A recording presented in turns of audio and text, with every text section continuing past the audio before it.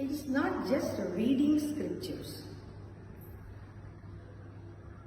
To learn, real learning happens when we derive those principles, applying it to day-to-day life.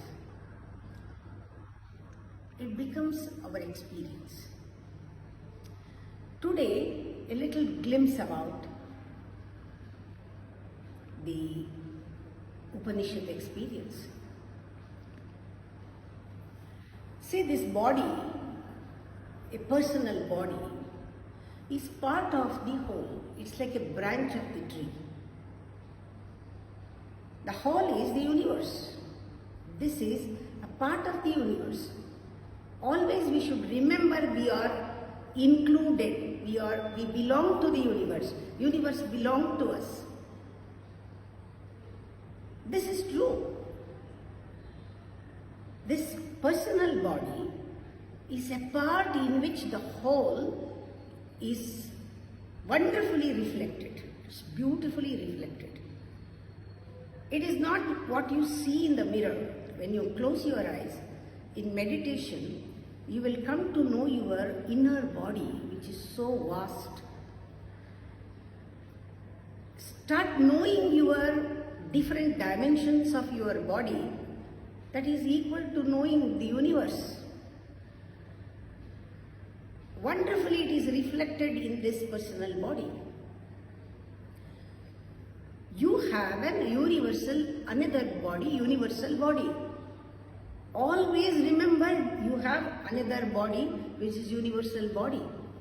You cannot say, I do not know it, because you are seeing it, feeling it.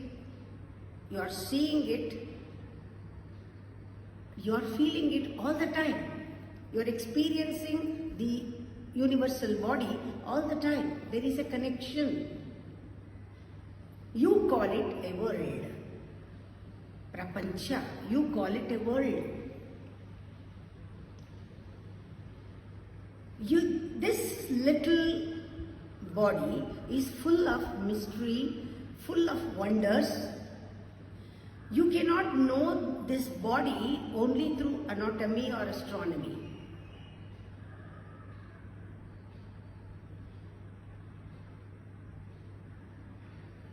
You have to experience and you have to realize. You have to realize that you are the dweller of both the bodies. You are dwelling in both the bodies. You have to realize that. You are the dweller of both the bodies. Immediately, you disown nothing. Disowning nothing is nobody or no exploitation will happen. All the exploitation will cease. Every action becomes beneficial when you realize you are dwelling in both the bodies. Every moment is blissful when you realize this. To realize there are two ways. Two ways.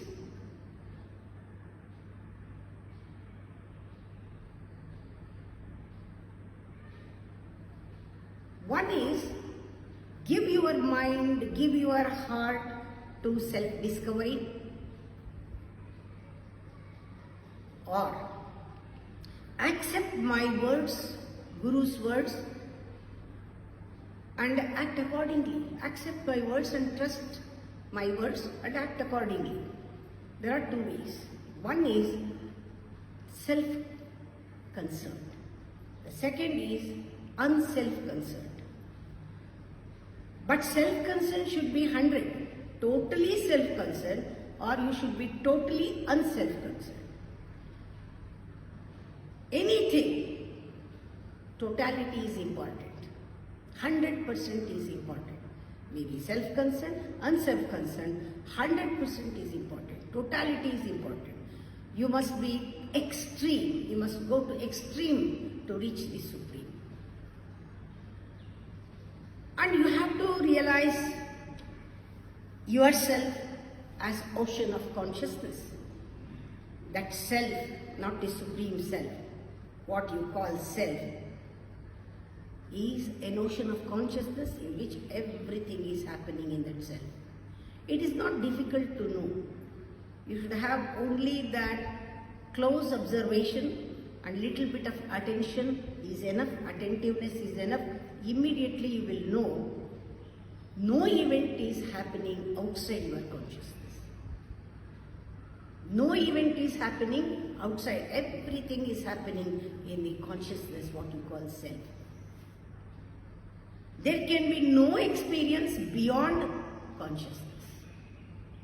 No experience beyond consciousness. Don't think that beyond consciousness is unconscious. It is the supreme consciousness. No experience is beyond consciousness means there is a supreme consciousness which is free from subject and object. You call it pure awareness. Pure awareness, there is no experience at all. It is totally free from subject and object. Where is the need of changing? Where is the need of change? When your mind is changing anyhow, all the time, change, change, change. All the time your mind is changing.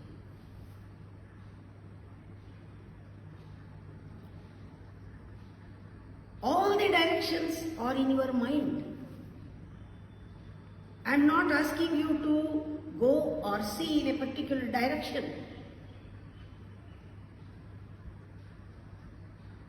You have to be just away from all that is happening in the mind.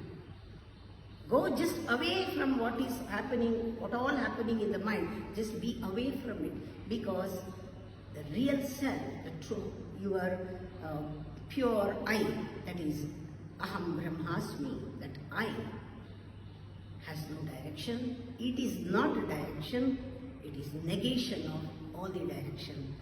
That is meditation. Pure meditation is being with the Supreme. That be. No direction at all. Negation of all the direction is I am. I am